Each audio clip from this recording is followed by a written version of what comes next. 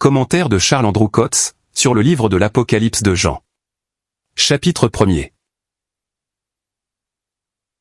Cette partie des Saintes Écritures réclame, d'une manière toute particulière, l'attention de chaque chrétien. Les autres parties des Écritures ne nous sont pas adressées tout à fait de la même manière. C'est la révélation de Jésus-Christ que Dieu lui a donnée. Apocalypse chapitre 1er, verset 1er. Dieu a donné cette révélation à l'homme glorieux et oint qui est à sa droite. C'est sa révélation. Elle traite de sujets qui sont d'un intérêt manifeste pour Dieu et pour Jésus-Christ, et qui par conséquent, ne peuvent manquer d'être d'un profond intérêt pour ses serviteurs. Car c'est comme à des serviteurs, des esclaves, que nous sont montrées ici, les choses qui doivent arriver bientôt. Ce livre s'adresse aux saints, envisagés dans leur responsabilité quant à leur service, en tant que s'occupant des intérêts de leur Seigneur. Ce sujet est bien de nature à soulever la question de savoir, jusqu'à quel point nous revêtons ce caractère. Le fait que nous avons si peu l'attitude et l'esprit du serviteur, explique probablement le peu de disposition de beaucoup, à s'occuper de ce livre. Nous avons tous la tendance de rechercher nos intérêts, et non ceux de Jésus-Christ. Philippiens chapitre 2, verset 21. Et lorsqu'il en est ainsi, nous ne pouvons guère être de fidèles esclaves. L'apôtre Jean fait ici allusion à lui-même, non comme apôtre, mais comme esclave et comme frère. Il faisait partie de cette compagnie dans la souffrance. Moi Jean, qui suis votre frère, et qui ai part avec vous à la tribulation et au royaume, et à la patience en Jésus. Chapitre 1er, verset 9. Cette révélation fut communiquée à un homme, qui souffrait pour la parole de Dieu, et pour le témoignage de Jésus, et il la fit connaître à ceux qui participaient, au moins dans une certaine mesure, à la même souffrance. S'il y avait plus de fidélité, il en résulterait plus de souffrance, et ce livre serait plus apprécié. On a observé dans l'histoire de l'Église, que dans les périodes de persécution particulières, comme au temps des martyrs, ce livre fut d'un intérêt tout spécial pour les saints, qui y puisèrent un réconfort et un appui évident. Il est certain, que pour celui qui veut lier le christianisme au monde, et qui pense que les choses dans le monde vont en s'améliorant, cette révélation sera dépourvue d'intérêt. Ceux qui nourrissent de tels désirs, ne sont évidemment pas disposés à envisager le fait, que le système du monde va tomber sous le jugement. Le train de ce monde est entièrement mauvais. Il faut qu'il soit mis de côté, et fasse place à autre chose.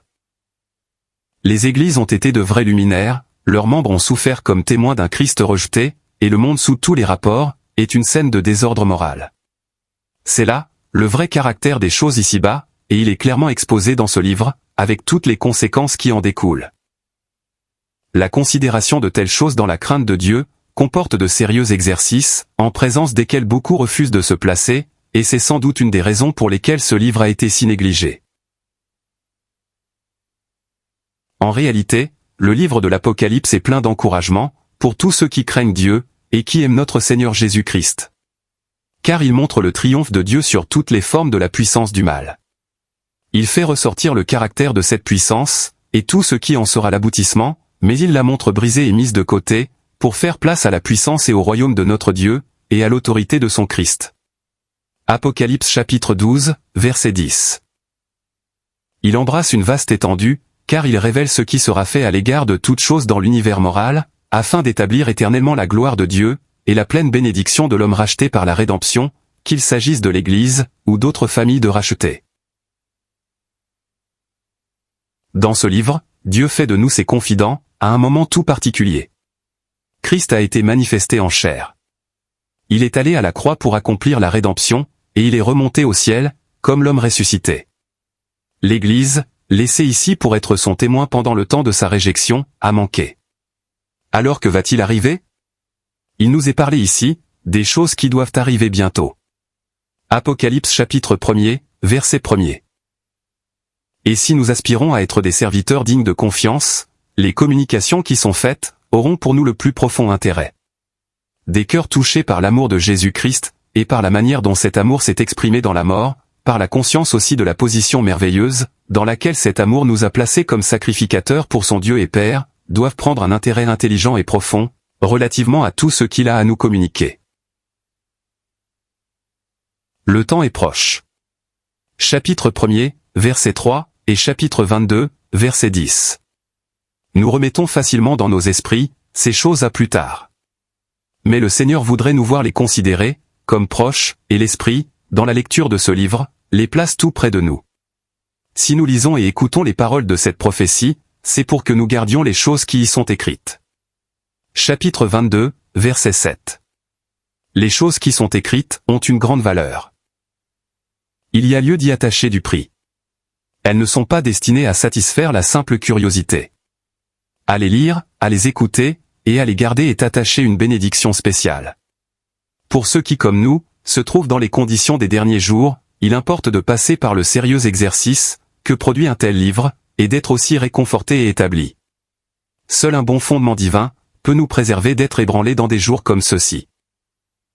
Au milieu de l'insécurité de toute chose ici-bas, ce livre peut mettre notre foi en rapport avec la stabilité du trône dans le ciel, et avec celui qui y est assis, celui qui est, qui était, et qui vient, le Tout-Puissant. Chapitre 1er, verset 8. C'est là ce qui donne la sécurité, afin de n'être pas ébranlé, au milieu de tous les tremblements et des secousses d'ici-bas. Un des buts importants de ce livre est de préserver les saints de devenir terrestres, en leur faisant mettre toutes leurs espérances, et toute leur attente en rapport avec le ciel, et en les y conduisant dès maintenant en esprit. Il renferme beaucoup de choses pour le cœur, aussi bien que pour la conscience. Peut-il y avoir encouragement plus grand, que de voir la possibilité de vaincre, même au milieu de la faillite, et de l'éloignement de l'assemblée? De plus, en poursuivant la lecture du livre, la foi et l'amour sont vivement stimulés à voir apparaître différentes familles de saints, appelés par la grâce divine, et soutenus pour être en témoignage à Dieu, au milieu de conditions épouvantables. L'apôtre Jean, en ce qu'il représente, est un homme très intéressant. Le Seigneur avait dit de lui, « Si je veux qu'il demeure jusqu'à ce que je vienne. » Jean chapitre 21, verset 22. Il représente ce qui demeure jusqu'à la fin. La première phase de l'histoire de l'Église resta liée avec Jérusalem et le ministère de Pierre. La seconde fut liée avec les résultats des travaux de Paul et avec son ministère. Et la troisième se rattache au ministère de Jean. Dans les premiers chapitres des Actes, Jérusalem est le centre, mais Actes chapitre 7 fait apparaître ce qui a été appelé la nouvelle métropole. Jésus étant à la droite de Dieu, appela l'apôtre Paul, à qui il donna une mission spéciale, et le ministère de Paul eut pour résultat la formation d'assemblées locales parmi les nations. Le résultat de cette phase particulière est indiqué dans la deuxième épître à Timothée, et dans les chapitres 2 et 3 de l'Apocalypse. Nous y voyons aussi que les assemblées ont manqué, en tant que placées dans leurs responsabilités locales. L'apôtre Jean, avec une brillante fraîcheur d'affection, regarde en haut à la fin, et dit, « Amen, viens Seigneur Jésus. » Apocalypse chapitre 22, verset 20. Il montre que l'Esprit et l'Épouse disent, « Viens », et comment la sainte cité descendra du ciel, d'auprès de Dieu, ayant la gloire de Dieu. L'apôtre Jean représente ces saintes et vivantes affections, qui peuvent être soutenues à travers tout, bien que l'Église ait manqué, et qui à la fin, répondent pleinement à l'amour de Christ, celui qui vient. J'aime à croire que nous chérissons la pensée d'être trouvés ici, dans de telles affections. Elles ne nous assureront pas une grande place dans ce monde. Au lieu de prendre de l'extension, il est probable que nous serons de plus en plus réduits. Il se peut que nous devions nous contenter d'un Patmos, mais nous y serons heureux, si comme Jean, nous avons une vue claire, de tout ce qui sera bientôt introduit par notre Seigneur Jésus-Christ. Ce livre est adressé aux 7 assemblées qui sont en Asie, et ces assemblées sont envisagées, comme étant cette lampe d'or, au milieu desquelles marche quelqu'un de semblable au Fils de l'homme. Chapitre 1er, verset 13. Elle représente toutes les assemblées, le nombre 7 indiquant la perfection. Mais il s'agit des assemblées envisagées dans leurs responsabilités, comme luminaires, et comme étant soumises à l'examen de celui qui prend connaissance de leur état moral, louant tout ce qui a son approbation, et exprimant son jugement sur tout ce qui lui est désagréable. Nous trouvons dans Apocalypse chapitre 1er, un état de choses, qui s'il avait été maintenu, aurait préservé les assemblées de la faillite. Ce qui marque un esclave fidèle, c'est qu'il garde les choses qui sont écrites. Chapitre 1er, verset 3. Le secours divin nécessaire, et la consolation eussent été trouvés, dans la riche provision de grâce et de paix de celui, qui de toute éternité, est sur le trône, et des 7 esprits, et de Jésus-Christ. Si les saints fussent demeurés dans la dépendance, leurs affections eussent été mises en rapport avec la plénitude de la ressource divine, et engagées avec un objet suprêmement digne et béni, avec celui qui, par le sentiment de ce qu'il a fait pour nous en amour, produit la réponse des affections, et la louange de tout cœur qui le connaît. À celui qui nous aime, et qui nous a lavés de nos péchés dans son sang.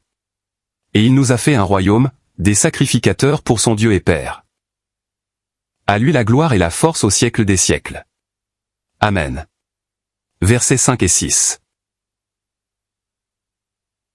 Il est bon de remarquer que l'esprit ici n'est pas considéré comme le seul esprit en rapport avec le seul corps. 1 Corinthiens chapitre 12, verset 13.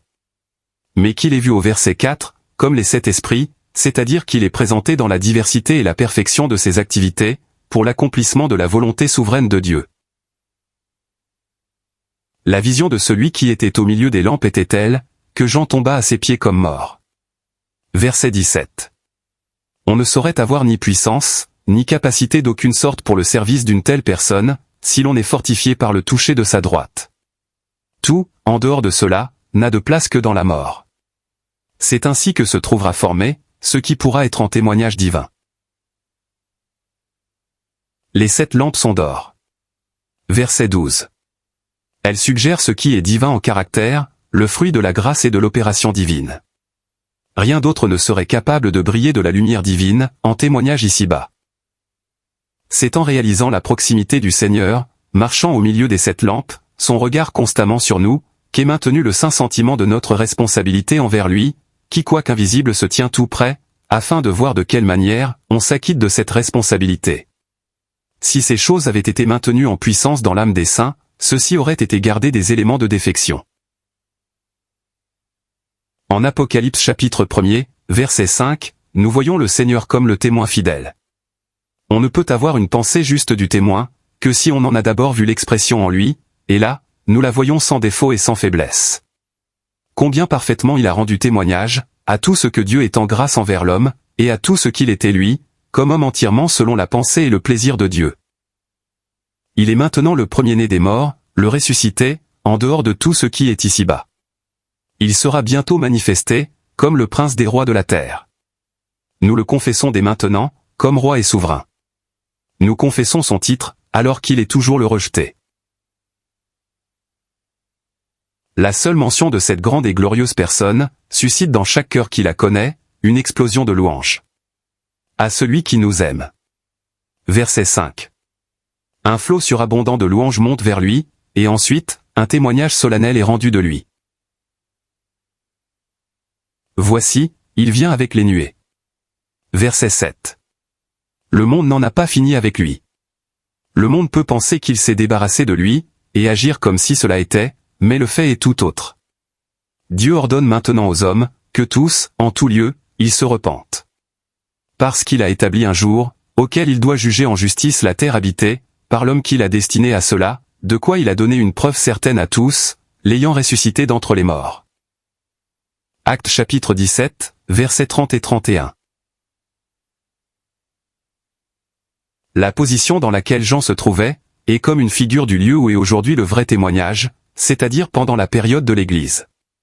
L'apôtre Jean était prisonnier dans une île déserte et stérile, pour la parole de Dieu, et pour le témoignage de Jésus-Christ. Verset 9. Le témoignage de Jésus est rendu, dans la souffrance et l'opprobre, et dans un lieu extérieurement réduit. Nous pouvons discerner ce fait dans le cas de Paul. C'est en prison que le témoignage fut le plus distinctement rendu, et que le ministère fut le plus riche. Paul, aussi bien que Jean, fut extérieurement mis à l'étroit. Si l'on est populaire, c'est un signe certain de la présence de l'élément humain. C'est là une chose, qu'il est bon de considérer. L'opposition au témoignage, et l'opprobre qui s'y rapporte, se font maintenant sentir à l'intérieur, c'est-à-dire de la part de ceux qui portent le nom de chrétiens. Ceux qui n'estiment pas la lumière que Dieu peut donner, et ne marchent pas selon cette lumière, en deviennent les adversaires, et exercent une opposition de caractère subtil. Toutefois, dans cette position limitée à l'extrême, Jean reçut une compensation, sous forme de communication divine, et nous devrions être exercés, afin d'en profiter nous-mêmes. C'est par la lutte et les difficultés, que la vérité est mise en évidence. Il faut lutter et souffrir pour tout gain spirituel. Tout ce que l'Église a recouvré, a nécessité la lutte et la souffrance. Prenez la Réformation. Nous en avons le fruit maintenant, mais ce fut une grande lutte. La vérité touchant Christ et l'Assemblée, qui fut recouvrée au cours du siècle dernier, rencontra également une terrible opposition. Il faut toujours que la vérité soit achetée, et lorsqu'elle a été achetée, il y a le danger qu'elle soit vendue pour quelque chose d'une valeur bien moindre. Pendant le temps actuel, le royaume est marqué par la tribulation, et l'exercice de la patience. Verset 9. Ceux qui veulent vivre pieusement dans le Christ Jésus, seront persécutés. 2 Timothée chapitre 3, verset 12. Bientôt, nous servirons Dieu dans une scène de gloire, mais pour le moment, nous sommes appelés à le servir dans la tribulation et la patience. Nous ne pouvons nous attendre à éviter la souffrance, si nous réalisons que la marée des choses d'ici-bas, est opposée au caractère et au gouvernement du royaume, dont nous faisons partie. Quand les saints se réjouissent dans le Seigneur, il se peut qu'ils aient de la tribulation. Mais alors ils sont encore plus joyeux. Plus vous frottez un bon métal, plus vous rendez vif son éclat. L'opposition et les difficultés font ressortir la réalité du témoignage divin dans les saints. L'apôtre Jean dit, « Je fus en esprit, dans la journée dominicale. » Verset 10. Il était complètement séparé de ce qui est naturel, de l'esprit et de la pensée de l'homme, et absorbé d'une manière spéciale, par les choses spirituelles. Il est intéressant de voir, que quoi qu'il fût seul, et si éloigné comme nous savons, le jour du Seigneur fut marqué par cette abstraction, qui implique, semble-t-il, une jouissance particulière du privilège spirituel. Le jour du Seigneur mentionné ici, est le premier jour de la semaine, un jour très spécial dans le christianisme. La semaine est une période de temps divinement marquée. Elle est mentionnée dès la création, et a sa place dans toutes les dispensations. Elle fait partie dès l'origine, de l'arrangement divin des choses. Le sabbat était le dernier jour de la semaine. Dieu le bénit et le sanctifia, parce que ce jour-là, il se reposa de toute l'œuvre de la création, et il voulait qu'il soit sanctifié par son peuple, qui parce qu'il ne le gardait pas, encourut de graves reproches.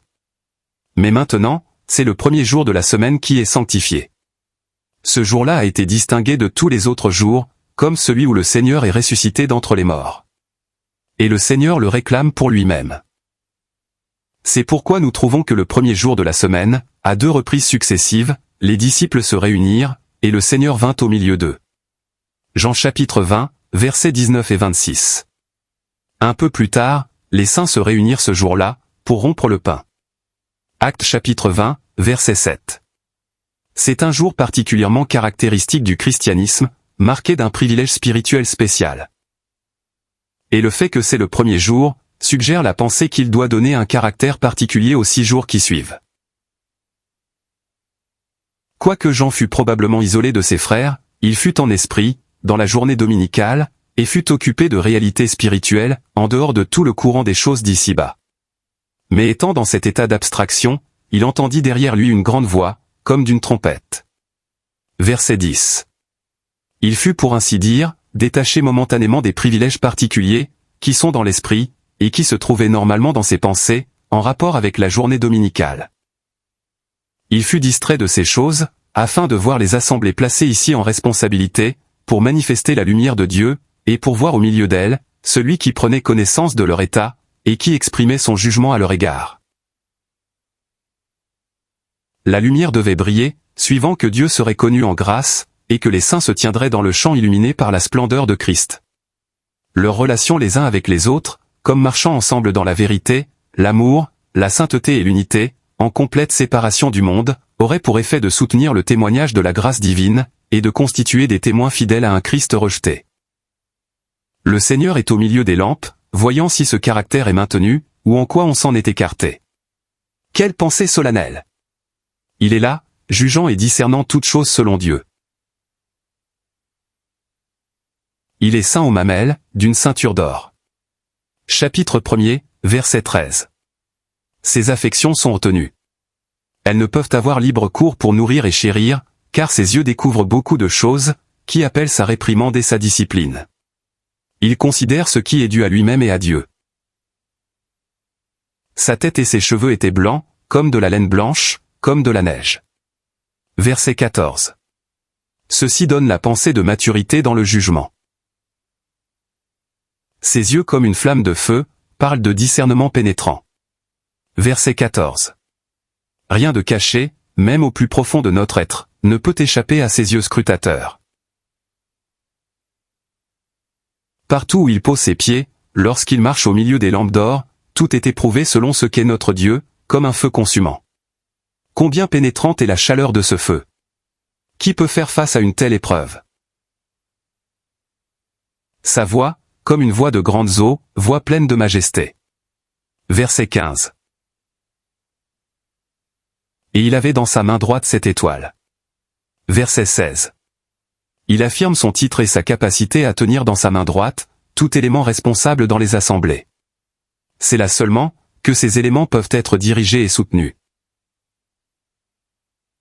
De sa bouche sortait une épée aiguë à 2 tranchants. Verset 16. Toute parole du ministère prophétique, capable de convaincre et de nous faire sentir notre état réel, est par l'effet de cette épée. Son visage, comme le soleil, quand il luit dans sa force. Verset 16. La pleine révélation de Dieu qui resplendit en lui, est la lumière dans laquelle l'Église est bénie, pour ce qui est du privilège. Mais c'est aussi la lumière, par laquelle les assemblées sont jugées quant à leurs responsabilités. La splendeur de Dieu a resplendi dans le Fils, et c'est le privilège de l'Église, d'être remplie jusqu'à toute la plénitude de Dieu, afin de le manifester en conséquence ici-bas. Éphésiens chapitre 3, verset 19. Lorsque le Seigneur prend place parmi les assemblées pour juger, il doit le faire selon toute la pensée divine à l'égard de l'assemblée, et ce pourquoi elle est ici. Il serait bon que chaque chrétien vît le Seigneur dans ce caractère. L'apôtre Jean l'avait connu sous d'autres aspects, dans l'attrait de sa marche comme l'agneau de Dieu. Il l'avait également connu, dans les formes variées et bénies du ministère, dont le flot en parole et en œuvre, sortait de cette plénitude de grâce et de vérité, qui résidait en lui. Jean chapitre 1er, versets 16 et 17. Jean l'avait aussi connu dans son service d'amour, lorsqu'il s'était baissé, pour laver les pieds de ses disciples. Jean chapitre 13. Enfin, dans cette intimité de sainte affection, qui lui faisait éprouver qu'il était le disciple que Jésus aimait. Il avait su ce que c'était, de se pencher sur la poitrine de Jésus. Mais quand il le vit au milieu des lampes d'or, il tomba à ses pieds comme mort. Verset 17. Je pense que si chacun avait fait cette expérience, les assemblées auraient été préservées de la défection. Chacun, individuellement, a besoin de la faire, afin de pouvoir vaincre. C'est apprendre dans sa présence, que tout ce qui est de la chair, et de l'homme selon la chair, est réduit au néant de la mort. Alors nous réalisons, que tout ce qui est de nous-mêmes, doit être repris et rejeté, et que nous ne pouvons être pour le Seigneur, que si nous sommes sous la puissance fortifiante de sa droite. Nous avons à apprendre ce que signifient ces paroles, « Séparés de moi, vous ne pouvez rien faire ». Jean chapitre 15, verset 5. Nous pouvons l'apprendre dans la proximité du Seigneur, dans la lumière pénétrante de sa présence, ou en passant par la défaillance, ou le déclin intérieur. Il est plus heureux d'apprendre la leçon avec lui. Elle est ainsi mieux apprise. Si je dois tomber à ses pieds comme mort, c'est afin qu'il devienne pratiquement pour moi, le premier et le dernier, et le vivant. Chapitre 1er, verset 17. C'est comme si le Seigneur eût dit, à celui qui était à ses pieds comme mort, tout ce que je le suis pour vous. J'ai été mort, parce que vous étiez mort, et j'ai pris cette place dans la mort, en grâce pour vous, mais maintenant je suis vivant, afin d'être votre force, et la source de tout pour vous. Nous avons à apprendre à appliquer la mort, à tout ce qui est de nous-mêmes, afin que lui, soit tout pour nous. Avons-nous appris, que pas une parcelle de ce que nous sommes, n'a de valeur pour Dieu, sauf ce qui dérive de Christ? C'est ainsi qu'intervient ce qui est nécessaire pour le chandelier. Paul avait conscience de sa faiblesse absolue, mais il se glorifiait dans cette faiblesse, afin que la puissance du Christ demeurât sur lui. La droite de Christ parle de sa puissance, mise à notre disposition, par l'Esprit qui a été donné. Nous ne pouvons vaincre, que si sa droite est posée sur nous. Nous en voyons l'effet en Jean, et dans les autres apôtres. Aucun d'eux n'abandonna son premier amour. Ils furent maintenus en fraîcheur et dans l'énergie spirituelle, jusqu'au bout de leur course de responsabilité. Les lettres de Jean, de Pierre et de Paul, écrites vers la fin de leurs courses respectives, les montrent avec une affection et une énergie, qui ne sont nullement amoindries. on les voit fortifiés et soutenus par la droite de la puissance de Christ. D'autres pouvaient profiter de cette même puissance, et si elle avait été mise à profit, il n'y aurait pas eu de défaillance quant à la responsabilité. Dieu soit béni, cette puissance est toujours à la disposition de tous ceux qui invoquent le Seigneur d'un cœur pur, afin qu'ils puissent vaincre, même en un jour de défection générale. L'importance du verset 19 a souvent arrêté l'attention, parce que ce verset donne une division claire, en 3 parties, de ce que Jean devait écrire. Les choses que tu as vues sont exposées en Apocalypse chapitre 1er. Les choses qui sont les assemblées sur la terre, la période de l'Église, auquel Apocalypse chapitre 2 et 3 sont adressées. Les choses qui doivent arriver après celles-ci sont des choses qui auront lieu lorsque les assemblées ne seront plus ici-bas. Ces choses sont relatées à partir d'Apocalypse chapitre 4. Enfin, il nous est dit que les 7 étoiles sont les anges des 7 assemblées, et les 7 lampes sont cette assemblée. Chapitre 1er, verset 20. Les anges des assemblées représentent l'élément responsable dans chacune d'elles, et auquel il est possible de s'adresser. Il ne s'agit pas d'une personne particulière dans chaque assemblée, car l'Écriture ne donne pas à entendre qu'une personne quelconque soit chargée de l'assemblée.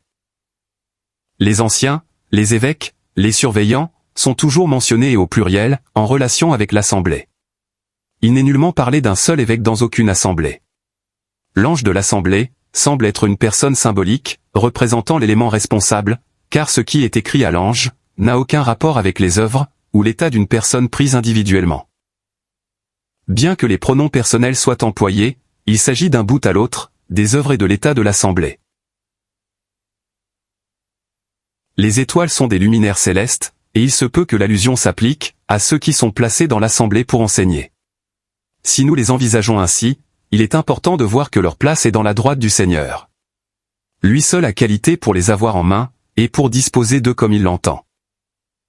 Mais si nous envisageons les étoiles comme des représentants symboliques de ceux qui sont placés pour enseigner, cela comporte une sérieuse considération, et montrerait que ceux qui accomplissent le service d'éclairer les autres deviennent dans un sens responsables de l'état des assemblées. Une telle pensée ferait du ministère une chose très sérieuse. Car c'est en réalité une présentation de lumière divine, en vue d'un résultat moral, en ceux à qui le ministère est adressé. D'une manière générale, l'état des assemblées serait le résultat du caractère du ministère. Un ministère de caractère légal produirait un état légal. Un ministère de caractère charnel ne pourrait produire que du fruit de même nature. Un ministère spirituel de Christ produirait des résultats spirituels. Le caractère de l'état général résulte, plus ou moins du ministère. La pensée de pureté, en rapport avec le chandelier dans le tabernacle, avait une grande place. Il est dit que le chandelier était pur. Lévitique chapitre 24, versets 3 et 4. Il devait être d'or pur, et l'huile devait être de l'huile d'olive pure. Exode chapitre 25, verset 31, et Lévitique chapitre 24, verset 2. L'effort de l'ennemi a toujours été d'apporter des éléments contraires à cette sainte pureté, et d'abaisser le ton du témoignage, en introduisant un ministère qui soit selon la pensée de l'homme, mais non de l'Esprit de Dieu, ni selon Christ. Les assemblées prises comme un tout ont leur responsabilité.